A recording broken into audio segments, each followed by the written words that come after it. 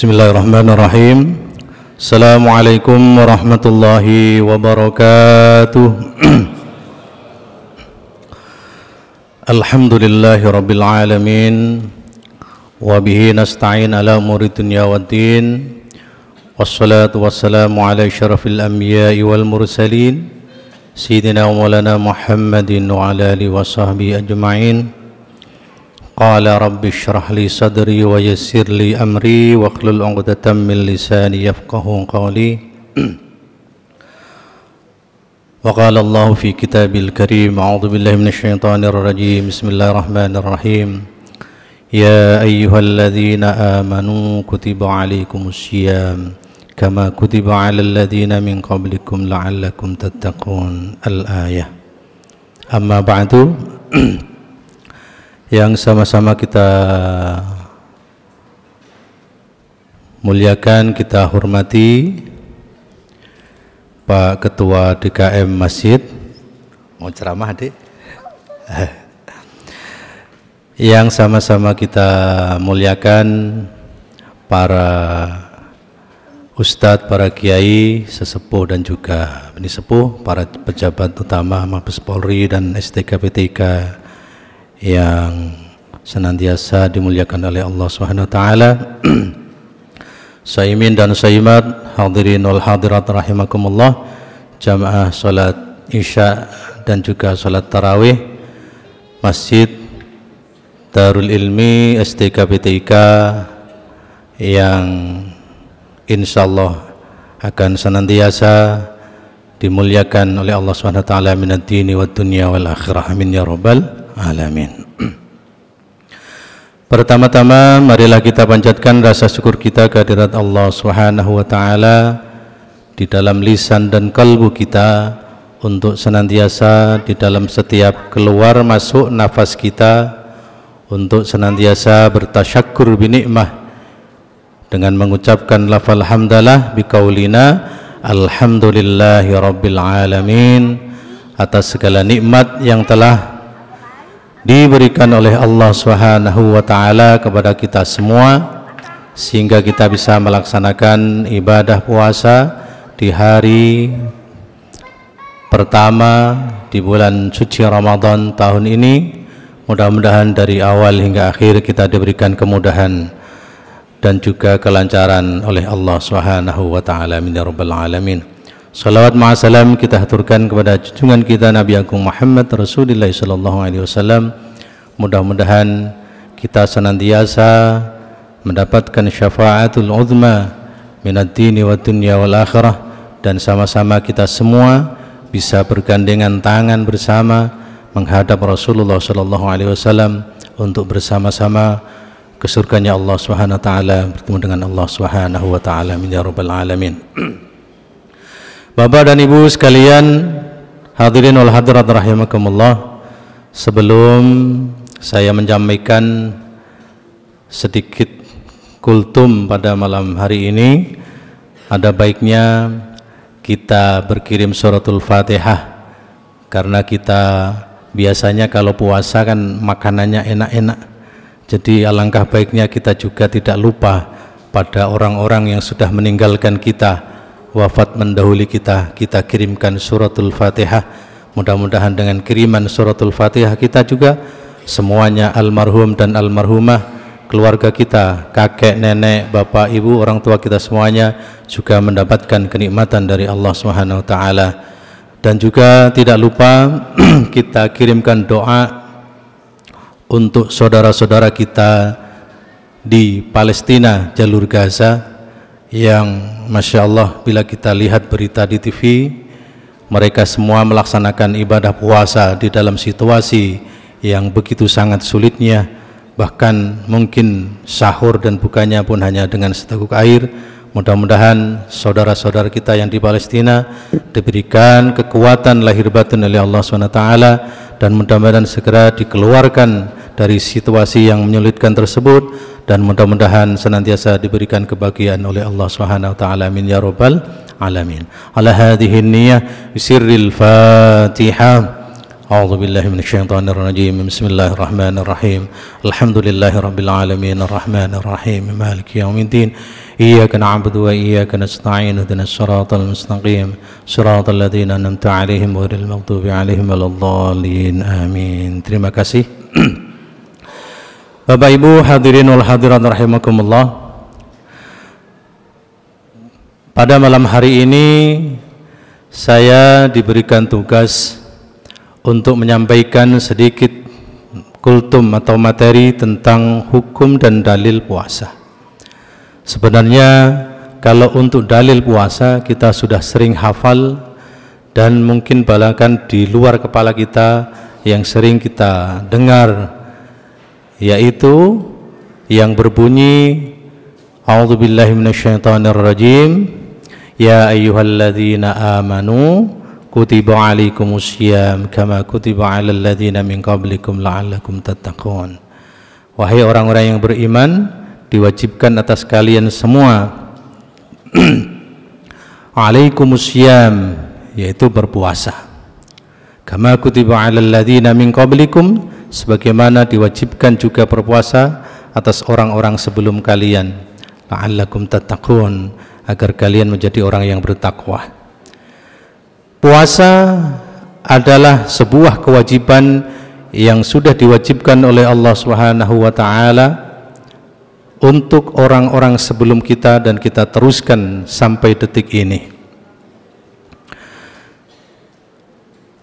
Untuk selanjutnya kita jadikan dasar dalil tersebut untuk melaksanakan ibadah puasa dengan penuh keyakinan bahwa itu adalah benar-benar dari Allah Subhanahu wa taala.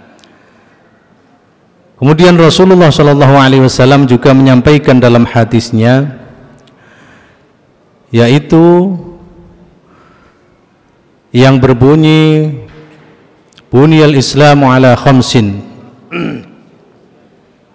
yaitu syahadata an la ilaha illallah wa anna muhammadar rasulullah wa iqamis salah wa ita'iz zakah wa hajjal baita, kemudian usaumi ramadan.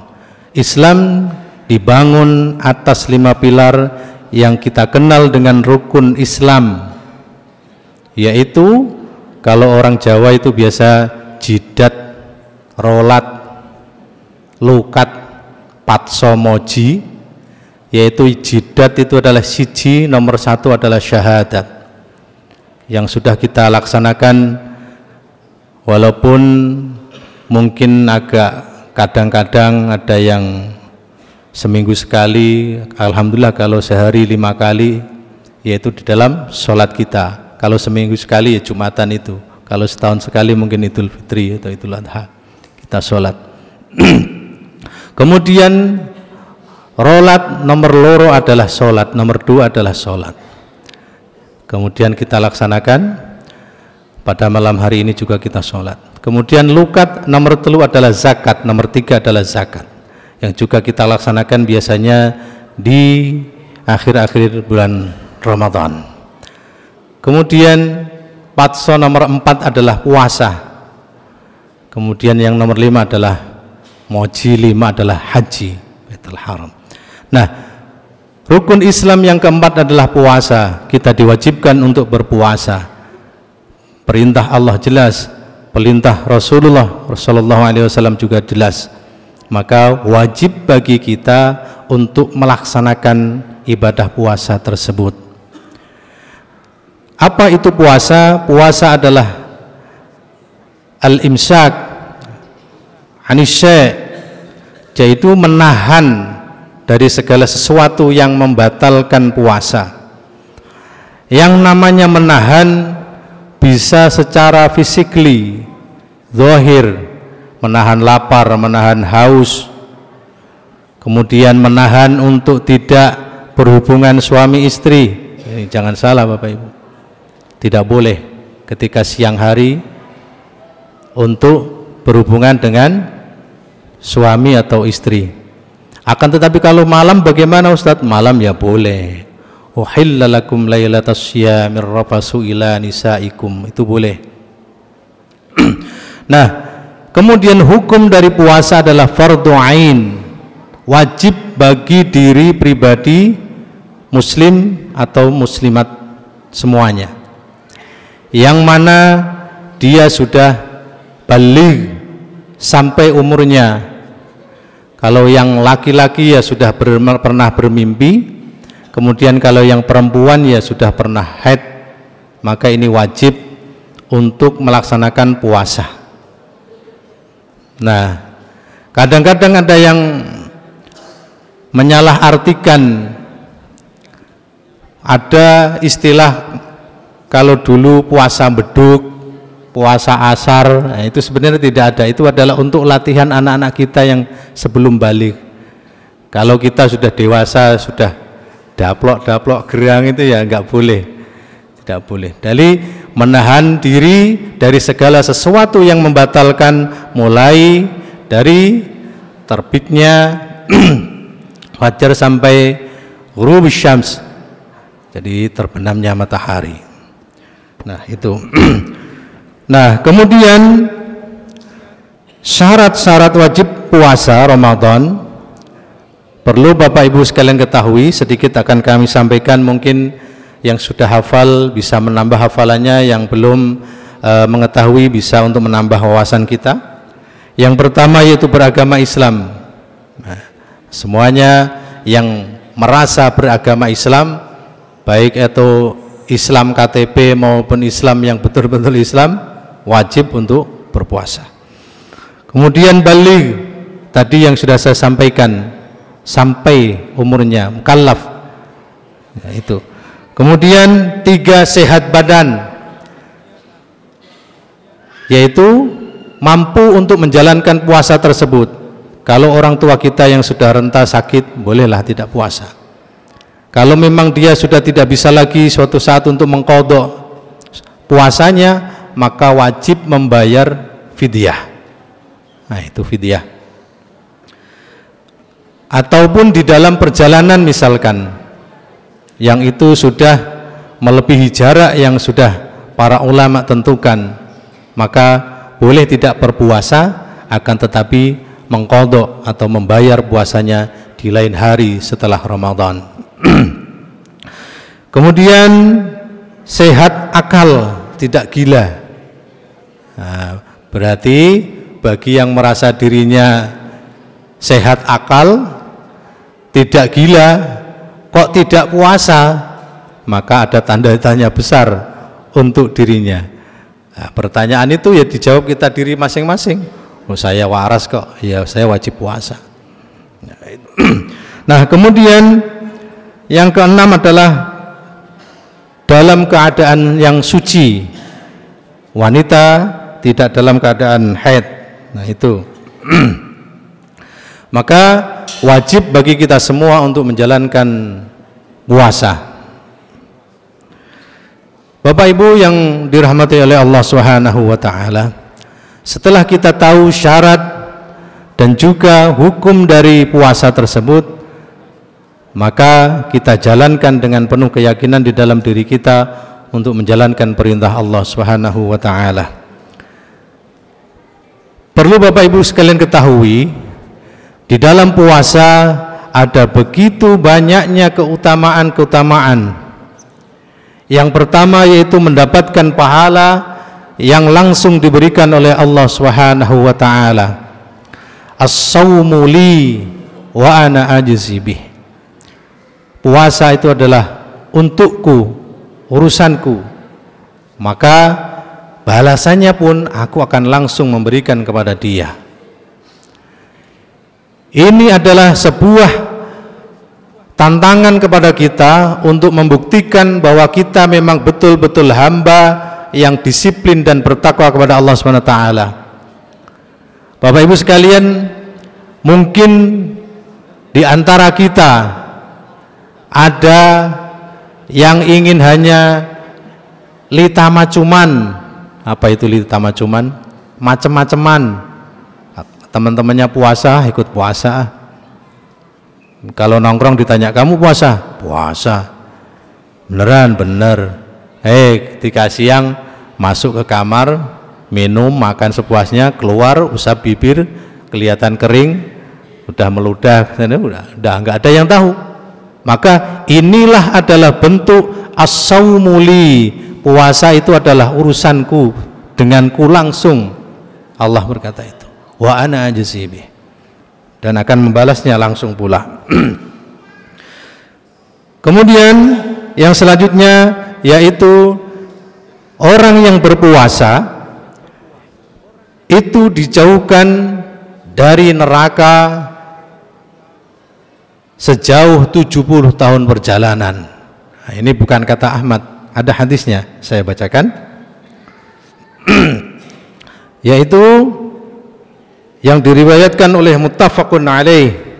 Abu Bakar radhiyallahu anhu berkata, "Ya Rasulullah, tidak ada kerugian sama sekali bagi seorang yang telah dipanggil dari pintu-pintu itu, tetapi apa ada seorang yang dipanggil dari semua pintu?" Beliau menjawab, "Ya ada, dan saya mengharapkan agar Anda termasuk dalam golongan orang-orang yang dipanggil dari semua pintu tadi." Kemudian juga dari Abu Sa'id radhiyallahu anhu menyampaikan Rasulullah sallallahu alaihi wasallam bersabda, "Tiada seorang hamba pun yang berpuasa sehari dengan niat fi sabilillah, ya ini semata-mata menuju kepada ketaatan kepada Allah Subhanahu wa taala, melainkan Allah akan menjauhkan wajahnya, yakni dirinya karena puasanya tadi sejauh perjalanan 70 tahun dari neraka." Muttafaqun alaih. Masya Allah, puasa sehari dijauhkan dari neraka sejauh 70 tahun perjalanan. Nah, kalau jenengan jalan 70 tahun itu ya sudah bermil-mil mungkin. Akan tetapi kemudian ketika mendengar hadis ini pun jangan dimakan mentah. Wah, satu hari aja sudah jauhnya neraka, dari neraka 70 tahun. Saya cukup puasa 5 hari aja lah di Ramadan. 70 kali 5 ya 350 tahun perjalanan, udah jauh lah itu dari neraka. Nah, lainnya nggak puasa. Nah, ini salah, berarti dimakan mentah hadisnya. Hadis ini harus kita makan secara kontekstual untuk memotivasi. Ya Allah, puasa sehari saja segitu fadilah keutamaannya, lah kalau sebulan berapa? Saya akan menjalankan sebulan penuh ya Allah. Nah, itu harusnya begitu. Kemudian dosa-dosa yang terdahulu diampuni, yaitu mang fariha bi dukhuli Ramadan ghufira lahu ma taqaddama min dzambi. Diampuni segala dosanya yang telah lalu. Mungkin dulu kita pernah melakukan apa, akan tetapi kemudian kita taubatan nasuha dan melaksanakan puasa dengan sebaik-baiknya, insyaallah kita akan diampuni dosa kita yang telah lalu, walaupun sebanyak buih yang ada di lautan. Kemudian keutamaan selanjutnya yaitu mendapatkan keberkahan saat makan sahur. Tasahharu fa inna fis sahuri barakatun. Maka Bapak Ibu, ketika kita sudah sahur, maka kita kemudian lanjutkan lagi dengan kegiatan-kegiatan ibadah sunnah lainnya. Dan perlu Bapak ketahui, Bapak Ibu sekalian ketahui, ketika sahur biasanya itu ada pengumuman imsak ya kan? Mungkin di PTIK aja kali. Kalau di lain tempat mungkin insya Allah juga ada sama. Itu adalah pemberitahuan kepada kita bahwasanya saat puasa sudah mulai start, sudah dimulai. Kalau bahasa Indonesianya ya stop, selesai. Kalau bahasa Jawa ya hub, nggak boleh makan, nggak boleh makan lagi, nggak boleh minum lagi. Kadang ada di antara kita, alah masih juga belum adzan subuh, lanjut lagi rokoknya aja, ya. Lanjut lagi mungkin minum kopinya.